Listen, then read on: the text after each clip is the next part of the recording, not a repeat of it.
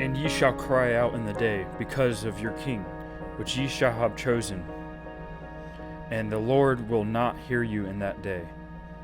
Nevertheless, the people refused to obey the voice of Samuel, and said, Nay, but we will have a king over us, that we also may be like all the nations, and that our king may judge us, and go out before us, and fight our battles. 1 Samuel 8:18 through 20.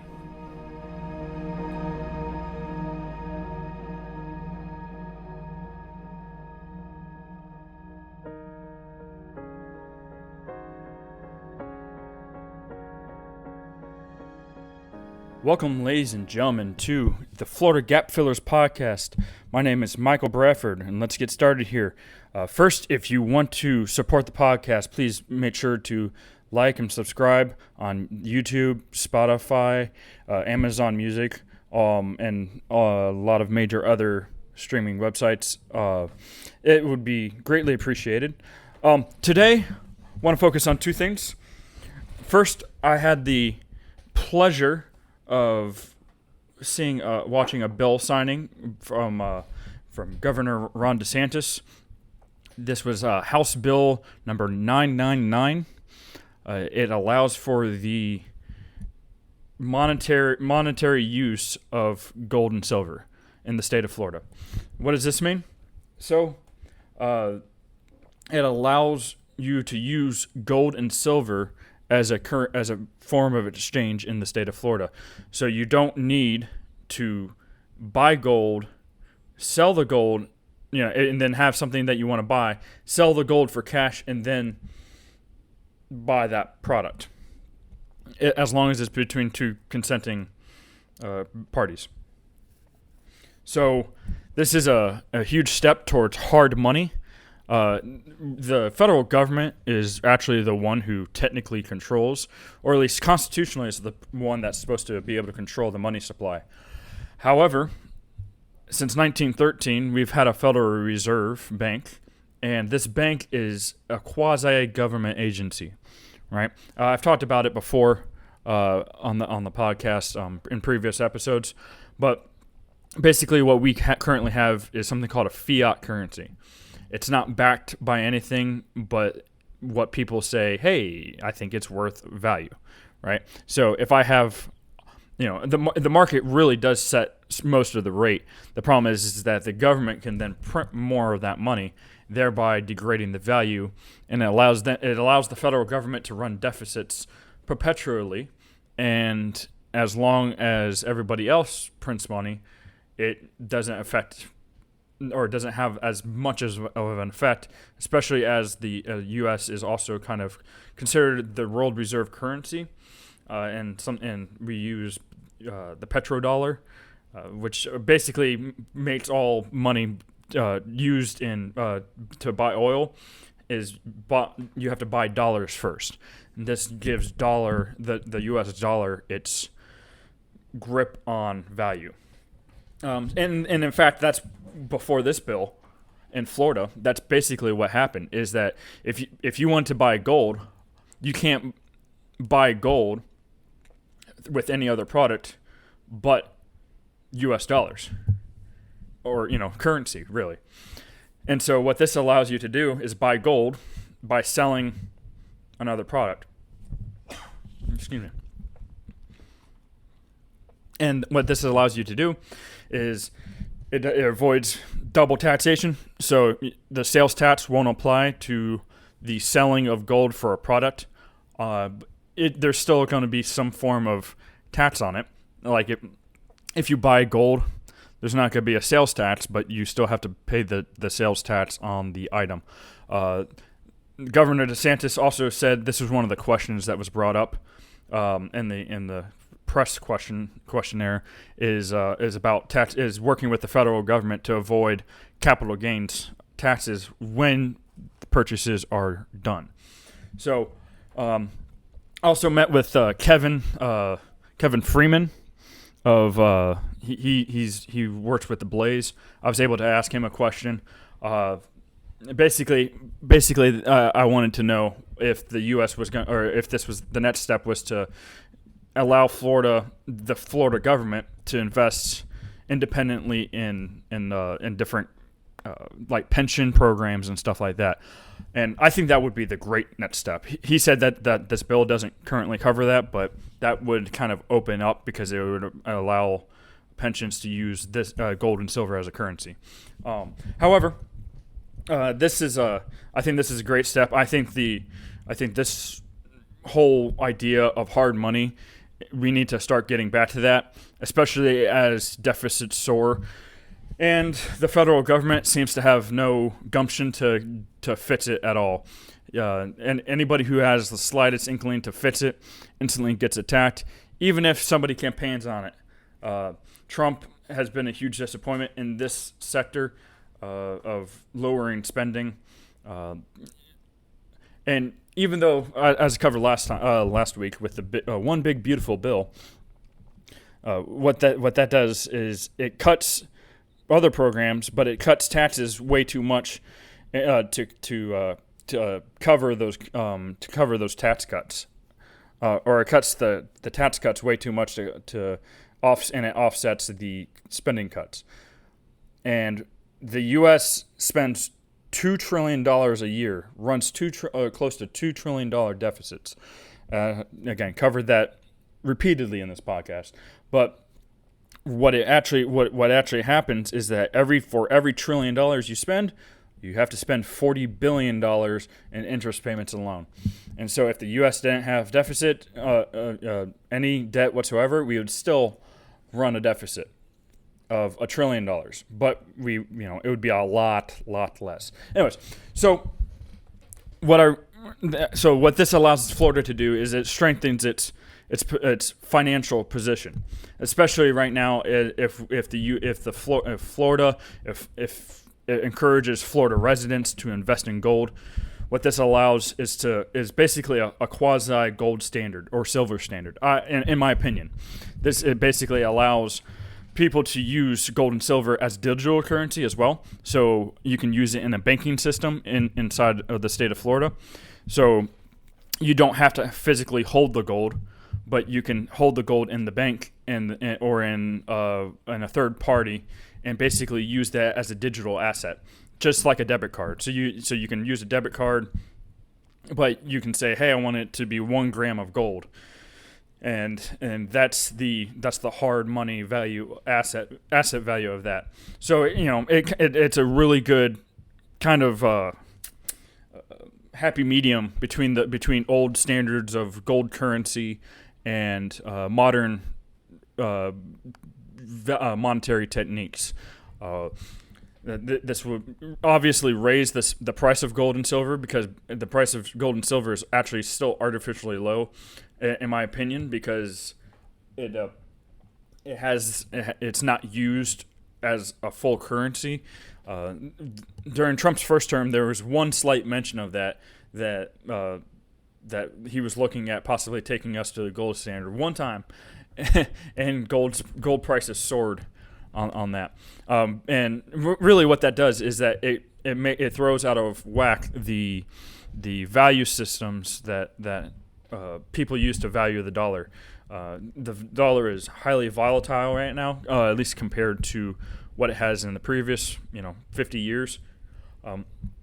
Nixon originally finally took us completely off the gold standard, and ever since then, currency and contract values have been way out of whack, right?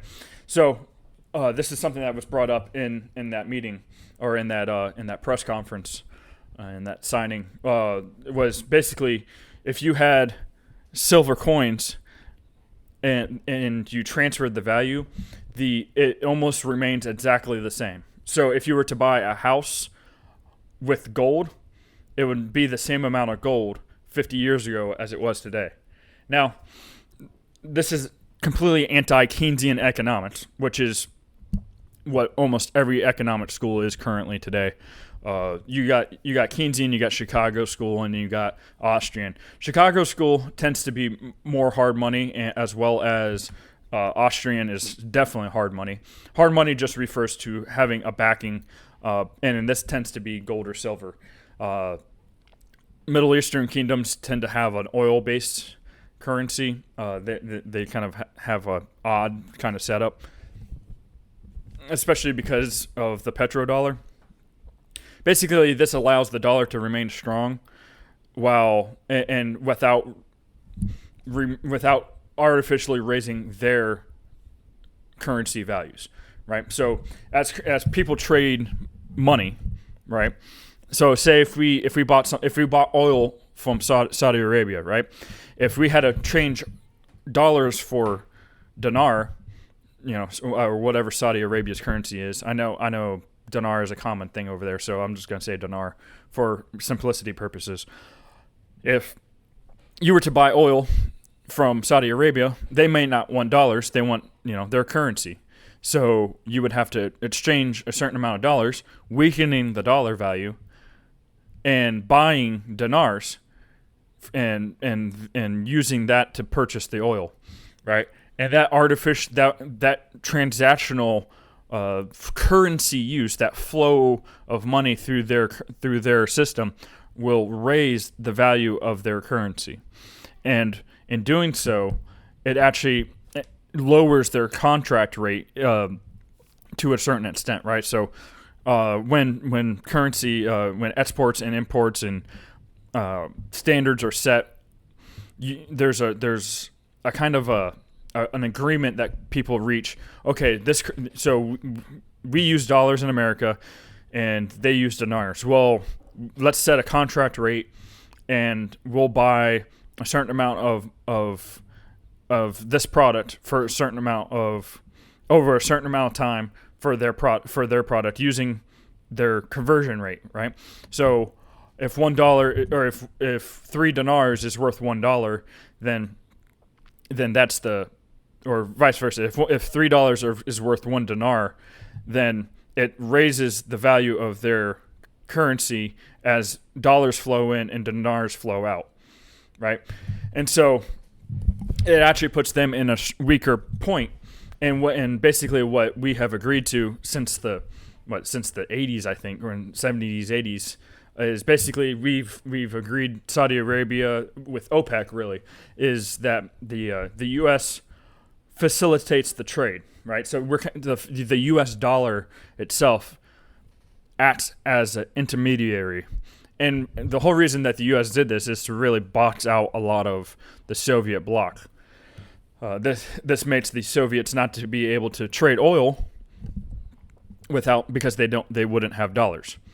Okay, so if Saudi Arabia will only use if Saudi Arabia doesn't have a large access to dollars because they viewed the U.S. as their geopolitical enemy, then they don't have trade, they can't have access to U.S. dollars, and therefore they wouldn't be able to trade oil and import resources from the OPEC nations.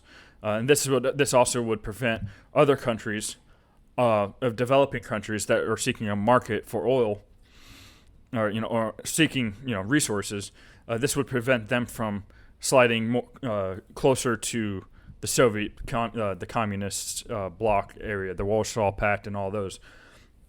And that was the U.S. soft power play of the 20th century, is the petrodollar. And so ever since the fall of the Soviet Union, the petrodollar has kept going, and this has allowed us to run major deficits without major inflationary problems, because as the world oil market continues to grow, the demand for dollars continues to rise, and it basically allows the U.S. to print more money and run larger deficits, and allows also the interest rates to remain artificially low.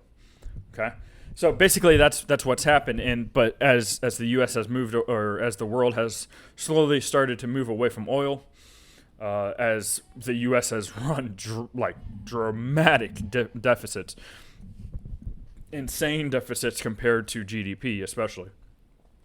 The value of the dollar, especially since 2020, has steadily declined, and that has created a massive issue when it comes to currency stabilization, but you got these people hooked on this free money kick, and it's like a drug that the U.S. economy is kind of stuck between a rock and a hard place with artificially low interest rates and running high deficits at the same time. So eventually one of those has to crack. Right now, inflationary pressures over the past 5 years have stayed high, but interest rates have also stayed high because there's been so much liquid money in liquid capital in the market, in the economy. It has been only a miracle, I think. Maybe it's even the record deficits that they continue to spend that's kept the U.S. economy afloat. Because as you take dollars out of the economy, the dollar value rises, which means you in order to invest, you have to make up your cost of capital goes up, either by borrowing or by spending, because the dollar value goes up. If the dollar value goes up, it creates a deflationary pressure. Well, I'm not going to invest if my dollar value continues to go up. That means I have to make more return on investment for that dollar. Right now, inflation still remains high, and interest rates remain high. So, in doing this, they've created an odd problem. It could create very bad stagflation, which is where the economy stagnates, which inflation in Keynesian economics is meant to kind of ameliorate. And it's meant to allow the inflation and encourage investment and economic growth by devaluing your dollar. So I'm not going to hold the dollar. I'm going to spend the dollar and invest that dollar. The problem is that eventually we run too high deficits. Bond rates go out of control. Bond rates are at 5% on the 30, and now you're stuck with high inflation and high bond rates. Or the bond rates will go high with the interest rates rather, but the problem is that you still have high inflation with high interest, and that becomes the issue. Is eventually one of those cracks, and it becomes a very bad problem if inflation remains high. Anyways, if inflation remains high and interest rates remain high, and if the economy slows down, it's going to become a major issue, and you could slip into a deflationary cycle if you don't tread very lightly. And then if the Congress continues to spend, it's going to be just a perpetual problem that the U.S. cannot sustain. And so basically, what the whole point of that rabbit trail was to say, I think Florida definitely should set up itself to be a hard money state. Okay. So as the U.S. ages, the population gets older, Florida is actually going to grow, but eventually that's going to decline as the population overall declines. As people get older, there's going to be less people moving into Florida, and that's where a lot of the capital inflows come from. Okay, so as I've stated before in this podcast several times, in fact, I saw a good video on it that basically stated what Florida's problem is going to be, is that eventually we're going to run out of young people going to Disney and then old people retiring to Florida. And because we don't produce anything, Florida might be the first vulnerable state because of that. As the aging population moving out of other states, so we drain capital from other states. As they, because of our good tax policies and economic policies on at least the surface level, we're going to run into a problem where we need hard capital to be able to invest. And especially if the GOP can't get their spending under control, the Democrats don't even care about trying to control spending. All they think is increasing taxes. Well, the Republicans like to say we're decreasing taxes, but all spending is a tax. Either it's a current tax or a future tax.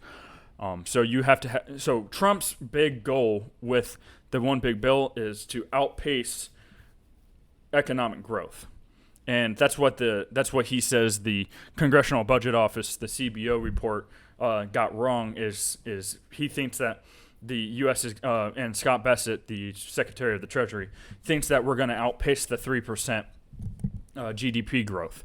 That's going to be hard, especially if Trump. I'll cover the tariffs in a later episode, but if Trump wants to fight with tariffs and get GDP growth, it's going to be very difficult because it's going to take a lot of internal investment, which raises inflation, which keeps interest rates high, which keeps bond rates high, and which keeps deficit inflation and deficit interest rates high. So interest payments. So the U.S. is really becoming a very flawed monetary system that Trump is trying to control, but he's not getting. He can't understand how to get Congress on his side because there's just too many people to have to, suck up to get on your side. In fact, the one person that wants to do everything that Trump wants to do with spending, in theory, or with the getting deficits under control, he attacks. So, anyways, so Florida should definitely seek a hard money stance. A lot of conservative states should seek that, as if the monetary system falls, New York falls. New York is kind of tied permanently to the monetary system because of financial markets and their complete dependence on Wall Street. So if Wall Street flees New York collapses overnight. They just cannot sustain any of their current growth or current economic systems on what they currently have outside of the stock market, and their monetary inflows from Wall Street. So all the big banks and stuff like that, they're all in New York because of the stock exchange and stuff like that. But as it's been modernized, it becomes less of a thing. People can live in Florida or live in Texas or live in some small town and still get the same communication jobs and because of the internet. So so basically that's the good thing about this bill. That was House Bill 999. I think it will definitely set Florida up for a good monetary capitalization, if not just shield the Florida government at the very least, maybe even the Florida economy for what industries it does have here. It'll shield the Florida against future economic problems. So I definitely see this as a long-term good. Most people probably won't use the gold-silver exchange, but it sets up a good framework and good foundation for hard money in the future. Anyways, so the second thing I want to talk about today is the relationship, especially as found in the Bible, as the quote at the cold opening stated, is that there's a very good correlation between doing what is right in your own eyes and tyranny. Okay, so all throughout the book of Judges, or there's two places in the book of Judges that it says, in those days there was no king in Israel, but every man did which was right in his own eyes. And for those of you who don't know the book of Judges, maybe you're not a Christian, or maybe you haven't, or frankly a Jew, or you have maybe you are just haven't been studying the Bible very well. Is the book of Judges is this very cyclical problem where the Israelites have moved into the promised land, the land of Canaan, modern day Israel, and basically what happens is that they do well, they crush their enemies, and then they fall away from God. In those days, and this is repeated pretty much as like a dividing line between, okay, we're doing good, and then the Amorites move in, or the Midianites, or whoever, they fall to an invading tribe and are crushed, and then they cry out for God, and God sends them a judge that relieves them from their tyranny. But what ends up happening is that at the end, they say, we want to be like everybody around us. We want to have a king. Okay, so what they demand is a relinquishing. You can almost think of judges as their republic time. The Roman Republic, the Athenian Republic. This is almost like their kind of time of freedom. This 500 years between leaving Egypt and the King Saul. It's between 400 to 500 years, give or take. This is kind of like their time of freedom. But what ends up happening is that it's not a time of freedom. Most of the time, or a good portion of the time, they are under some tyrant invader that steals their property, that suppresses them, that makes them pay tribute. All that stuff that is correlated with a barbarian invasion, right? And so they cry out to God for freedom, and God sends them a judge. And a judge is sort of like a ruler, but it's more of a theocratic ruler. And then after that judge dies, Israel goes back to doing what they were doing. Everyone does right in their own eyes. They turn away from God. They start to worship Baal or somebody like that, and the gods of the people that they were supposed to drive out. So here at the beginning of Samuel, Samuel actually grows old, and then his sons. In fact, Israel judges his sons and go, okay, well, his sons are not like him. They want filthy lucre, and they don't want to follow after righteousness.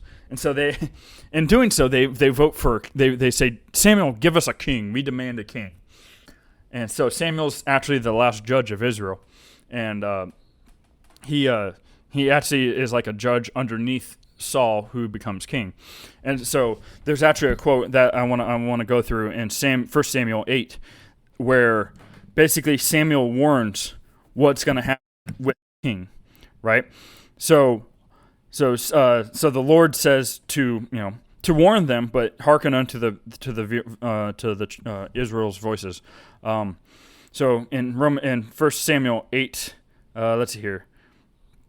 And then it says in 8:11, and he said, "This will be the manner of the king that shall reign over you.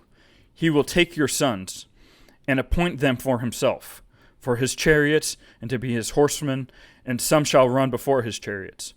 He will appoint him captains over thousands and captains over fifties, and will set them to ear his ground, and to reap his harvest." Basically, to work his fields, and to make instruments of war, instruments of his chariots. And he would take your daughters to be confectionaries, and to be cooks, and to be bakers. And he will take your fields and your vineyards and your olive yards, even the best of them, and give them to his servants. And he will take the tenth of your seed and of your vineyards, and give to his officers and to his servants. And he will take your men servants and maid servants, and your goodliest young men and your asses, and put them to his work. He will take a tenth of your sheep, and ye shall be his servants. And then he says, and ye shall cry out in that day because of your king, which ye shall have chosen you, which has chosen for you, and the Lord will not hear you in that day. So, this is one of the main points that I try to cover in this podcast and over the past 20 weeks is the idea of freedom demanding responsibility. And if you don't take that responsibility, you will fail, and you will cry out to relinquish your freedom for somebody who will just rule over you. And and over the past 100 years in the U.S., we have slowly slipped towards that. as the namesake for this podcast goes, in Ezekiel, that whole chapter, chapter 22 of Ezekiel, deals with the idea of the people who were given the responsibility, the princes, the kings, the priests, didn't exercise their authority according to God's will. And basically that's what happens at an end of a society, is that people turn away from what is good, from what has brought them success. They become decadent, they become hedonistic, and they stop working hard, right? They seek after riches for riches' sake, as opposed to duty and for righteousness. And that ends up being what happens in for Samuel in the Roman Republic. Even the Greek empires, all Egyptians, all of that. It's happened continually throughout civilization and throughout history. Is when people become rich, they become decadent, they become lazy, and we want to push for a 3-day or 4-day work week now.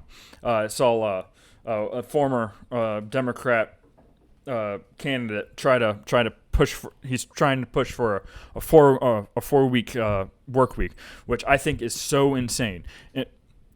There needs to be a balance between enjoying the fruits of your labor but you can't forget that the labor that you put in is what is required of you. It is the essence to life, is work.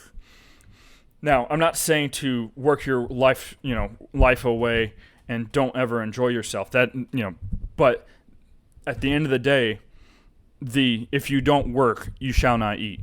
And I recently saw a YouTube channel. I love watching a bunch of different history channels. What If Altist is a pretty good one. But there's basically what ends up happening at the end of the Roman Republic, or at the Roman Empire even, is that nobody cares to even fight for Rome anymore.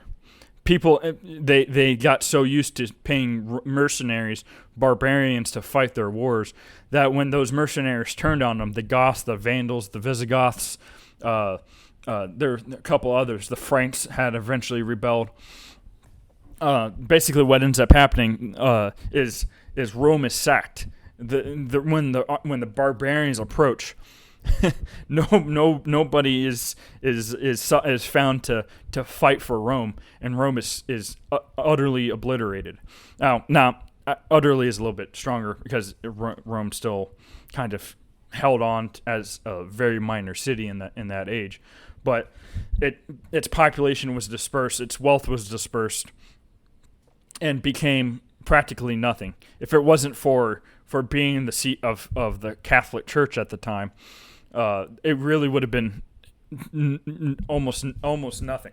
It would have been just another city that's forgotten throughout history. The Catholic seat, the Archbishop, kind of held it on until what he eventually became, the Pope, and the Pope gained power. But basically, they were destroyed because they had, even though they were Christian, they had converted to Christianity. They had converted to Christianity in this way of not accepting the duty that God calls us to do, beyond winning others for Christ, called to work and to labor and to not be slothful in business, and basically when a society loses its values, it seeks value. Its value in money and not in principle, and not in any other kind of It's odd to kind of quantify, because you can't quantify hard work for hard work's sake, right?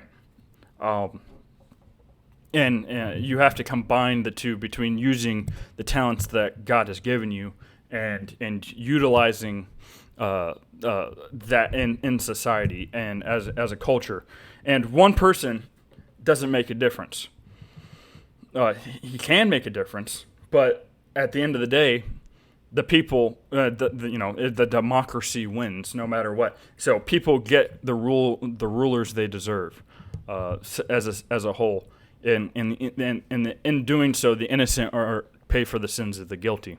So that is in the entire that is the entire bone, the marrow of what this podcast is really about, is sticking towards, pointing towards turning the culture back to God, to the values that have founded and prolonged what America is. I constantly think about when I'm tired at work, when I don't want to, when I'm really dragging. I think of, my Irish ancestors or whoever. I just finished a book about the Gilded Age and working 16-hour days. Now, they were working 16-hour days and to end in terrible conditions. Now that there's a thing to be said about the tyranny of what that was, but they worked hard to set up what America is today, which is beyond wealthy. And in doing so, we stand on their backs, and we shouldn't rest on our laurels, because once we do, that plateau, once it declines, is hard to reverse. The inertia of physics is true in economics. It is hard to reverse, and it holds true also to morality. So, with that note, just remember, freedom demands responsibility. Once again, if you want to support the podcast, subscribe on YouTube, follow me on Spotify, like, comment, subscribe, all that fun stuff. On X, at 1776, Gap Fillers 1776. On Facebook, Florida Gap Fillers Podcast. I appreciate y'all for tuning in this week. Thank you, and have a good one.